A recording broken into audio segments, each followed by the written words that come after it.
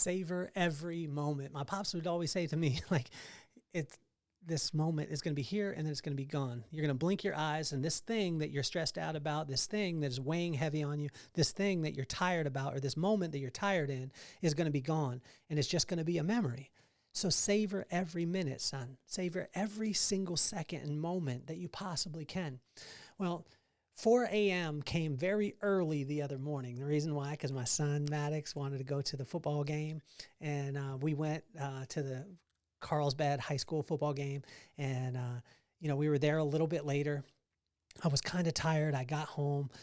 When I got home, I didn't go right to bed, kind of stayed up a little bit, and then 4 o'clock in the morning came super, super, super early, especially because I had just flown to Atlanta the week before, and also to Salt Lake, and spent a little bit of time in Park City that week also.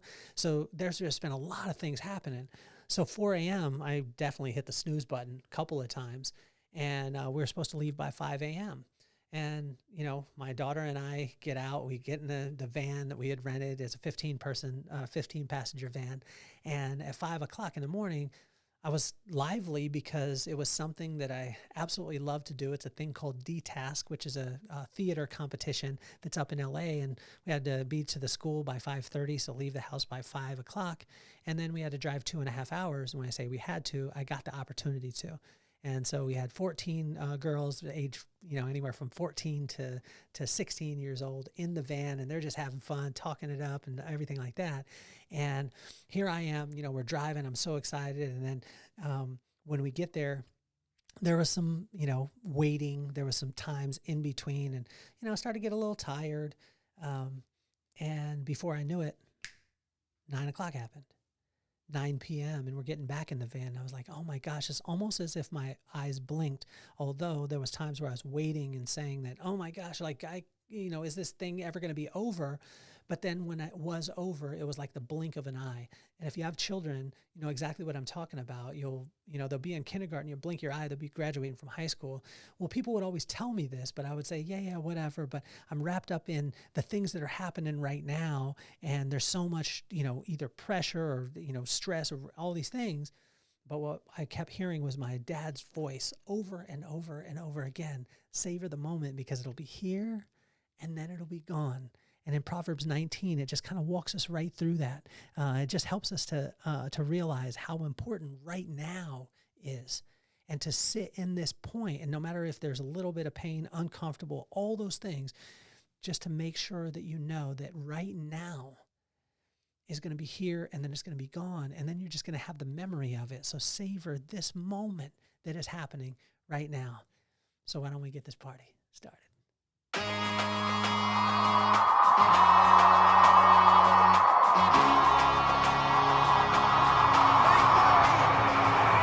Nothing more on my mind. I got two shines, so every day I grind. Work in the morning, work in the evening. We's achieving, cause we believing.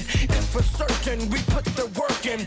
We ain't stopped just because it's hurting. Right before your eyes, so it's coming to no surprise. The takeover is televised. Over and over and over again. Make no mistake, we continue to win. Defeat never know, cause I will not lose. They wanna mimic my moves, but can't walk in my shoes.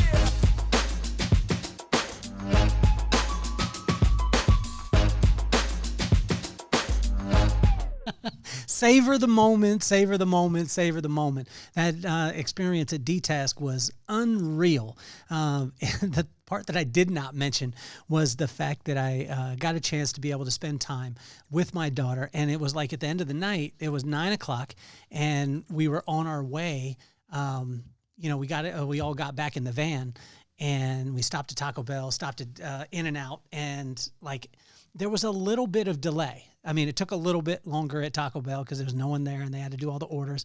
It's 13, 14 girls, whatever it is. Then we go to In-N-Out, and during that time, I'm thinking, man, I need to drink some Coke. I need to do whatever, just make sure that I stay awake and stay alert, whatever. But even that delay went just like that. I tell you, please, just savor the moment. Savor every single second that you possibly have. Well, today I messed up because I didn't savor every second. I was a bad dad today, and my daughter had early out, and I didn't communicate with her, and then she had to sit there for like an hour and 20 minutes at school until I came and got her. So, savor the moments, but also understand the moment. I knew at that time my daughter was super upset. She went up to her room, and at first I was like, oh, I should go in and try and talk to her. And I just kind of let her cool down for a little bit. She's still probably mad at me. I've got to become a better dad. So no matter where we're at, savor that moment. Savor the moment that I messed up today. I was a bad dad. I could be a better one. But it's great how Proverbs 19 helps us to realize how important right now is.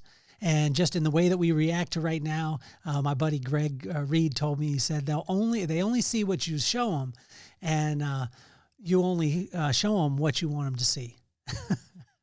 And, it sounds crazy in that way, but, people only see what you show them. Like if you show them that you're really upset, then they're going to see that part of it. And especially with your kids, my pops was big on this. He told me one time, "Sell it, boy," and I understood what he meant. He meant that it was just about that they were going to react the same way that I reacted. And so stay in this moment, this moment, this moment. Proverbs 19 was quite cool because it talked about in verse 1 and 2, we're continuing on in Inchstones. If this is the first time that you tuned in, I apologize. I didn't even explain it. We go through the corresponding proverb, corresponding day, 3,000-year-old wisdom that can apply to today and be able to give you some things like on your walk. Take a little walk with me, 14, 15 minutes, whatever it is, and we'll, download, give you some soul food, which would be good. And it all comes from the word, which is awesome. So in Proverbs 19, in verse 1 and 2, talked about right now is a blessing. And I struggle with this a lot because I'm constantly looking forward. If you're an entrepreneur, you're always, you're just about to get the thing done that you planned on, and then bang, you're on to the next one. And this is good in business. This helps us out because we never, sit idle and things like that. But what I do learn from my brother a lot, he's very good at this, is he revels in the now. The blessing, like right now is the blessing. Like right now, this instant, whether you're feeling pain or joy or any of those things, right now is the blessing in verse 1 and 22. In verse 2, 3, 12, 13, 18, and 26, which means that it's pretty important, is desire without knowledge causes challenges. Desire without knowledge, and this goes right into comparison. Sometimes we'll see somebody and we'll say like, "Oh wow, that's what I want," but we don't know what it takes to be able to get there. So desire without knowledge can cause a lot of challenges. I've ran into this in my life at times where, I said, "Hey man, it would be nice to have that." And then I went and I focused and I went and had that, and I didn't realize all the things that came with it. So make sure that before you desire something, you have knowledge of what it takes to be able to get it, or knowledge of what it takes to be able to maintain it. Sometimes you would kill the desire beforehand, or you just wouldn't desire it. So that's okay. In verse 4, 6, 7, 10, and 15, 17, and 24, which again means this is pretty important. This part, when I was reading through Proverbs 19, was work your land, be a great friend, and guard your heart. Let's talk about work your land. Work your land means that every one of us was built for a purpose, and that purpose is unique to us. And if you just work that land, you'll find that opportunities will come. The land will be fertile. It's unreal what will happen, although I get sidetracked and I look and I compare myself. And point number 2 that we were talking about, which was desire without knowledge causes challenges. I've run into these challenges and I've got outside of my wheelhouse. And every single time that I do, what God just tells me, a little nudge, is work your land. You were built for something, just work your land. And every single person that I see successful in any area of their life is working their land, not trying to work somebody else's. And be a great friend. Being a great friend just means to be kind. Be kind, contribute to people. How would you want your friend to treat you? And also, how do they love to be treated? Well, a person always told me that I would always hear this. The golden rule is treat people the way that you want to be treated. But then a guy came along, his name was Joey Von Bargen, and he said the platinum rule is treat people the way that they want to be treated. And that takes communication. That takes you staying in contact with them and being a friend, staying in contact, figuring out what they love and how they want to be treated, then treating them that way. And then guard your heart. This was a big one, and I say it all the time from my mama. Guard your heart, guard your heart, guard your heart. Because whatever goes into your heart, once it fills up, it'll come out your mouth. When it comes out your mouth, right, it'll cause your mind to start thinking about it and cause your feet and your hands to move towards it. So guard your heart, which will guard your mind, which will guard your words, which will guard your actions. Heart first, mind second, actions third. Right? So just be conscious of that. And that's the way that we build a vibe that's irresistible, right? The vibe, to have a vibe that's irresistible is simply putting our heart set, our mindset, and our skill set in line. It creates an irresistible vibe. What we allow into our heart, what we value, right? Be conscious of it, because the overflow of the heart is the mouth. And once you start speaking about it, you start thinking about it, then you'll start doing it. So be conscious of that. We can't work the backwards that way, because if we lead with our actions, then we think it'll fill up our mind and ultimately fill up our heart.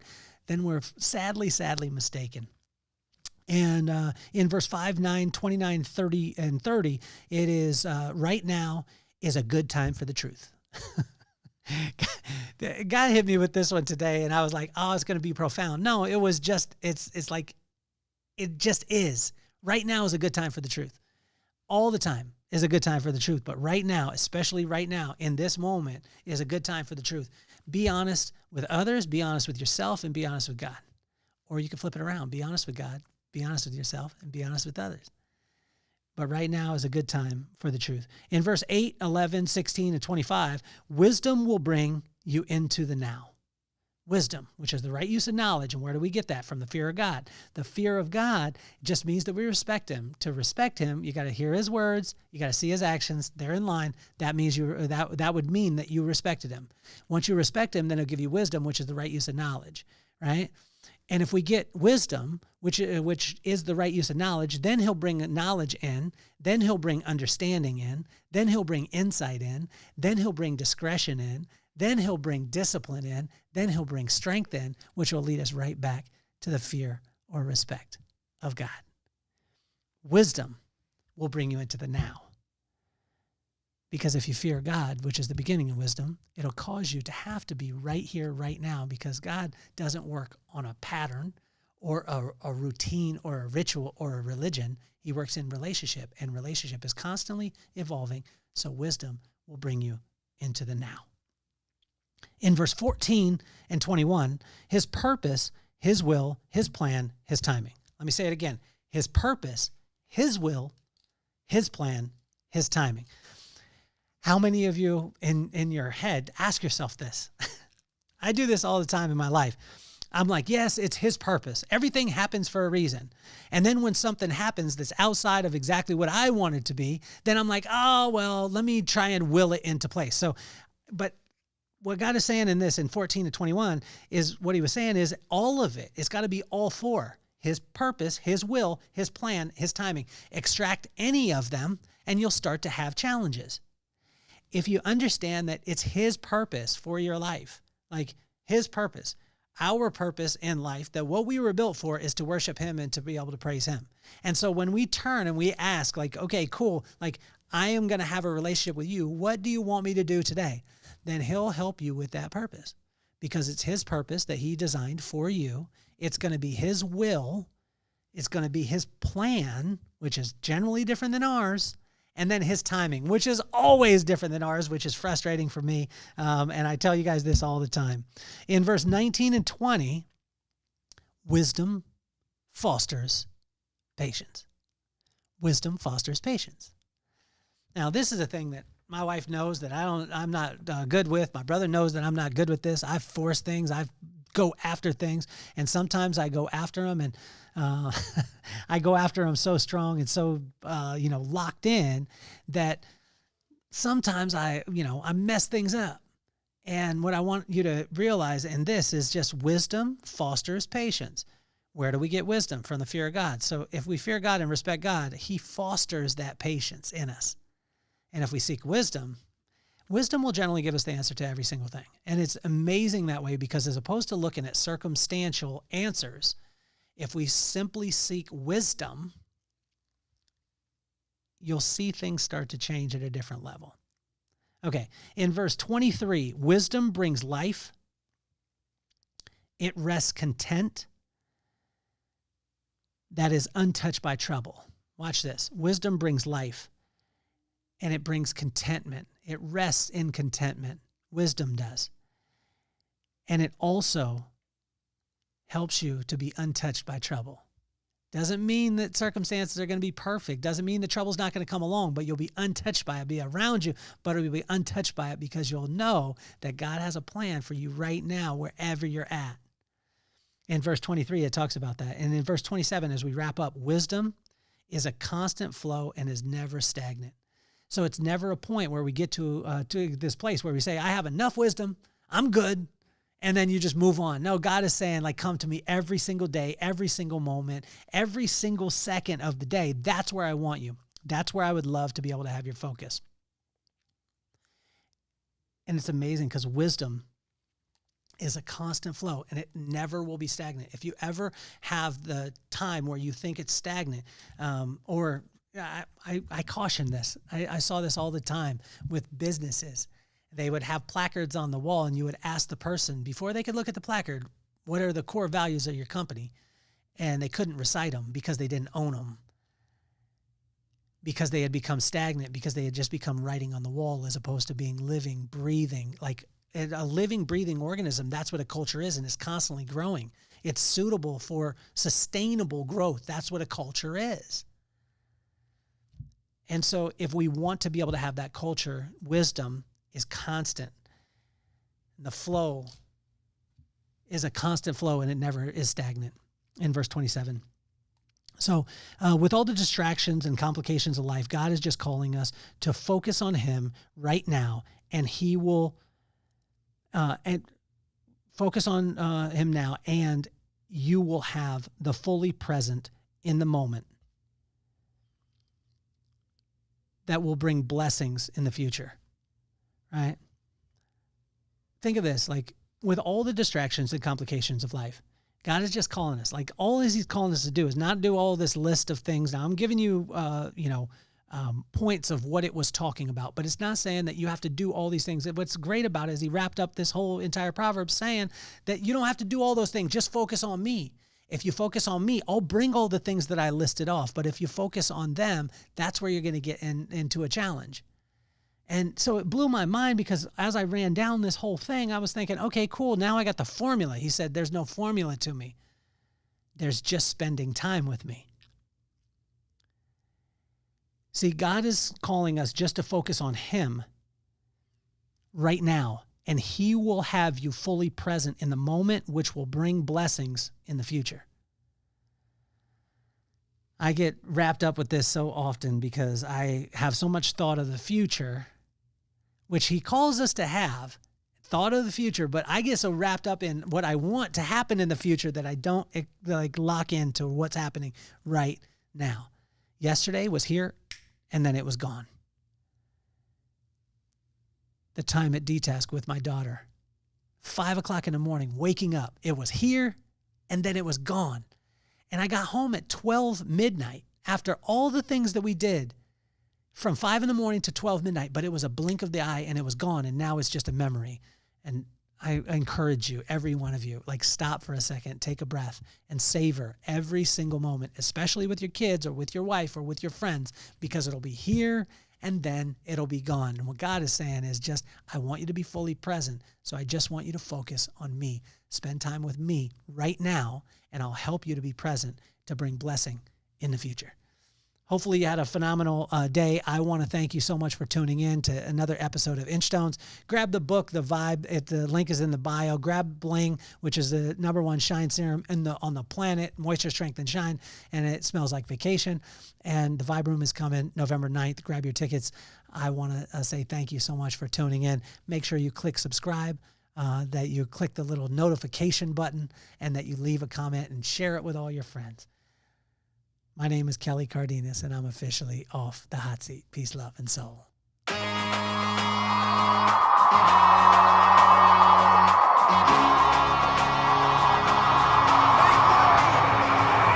Nothing more on my mind. I got two shines, so every day I grind. Work in the morning, work in the evening. We's achieving, cause we believing. It's for certain, we put the work in. We ain't stopped just because it's hurting. Right before your eyes, so it's coming to no surprise. The takeover is televised. Over and over and over again. Make no mistake, we continue to win. Defeat never know, cause I will not lose. They wanna mimic my moves, but can't walk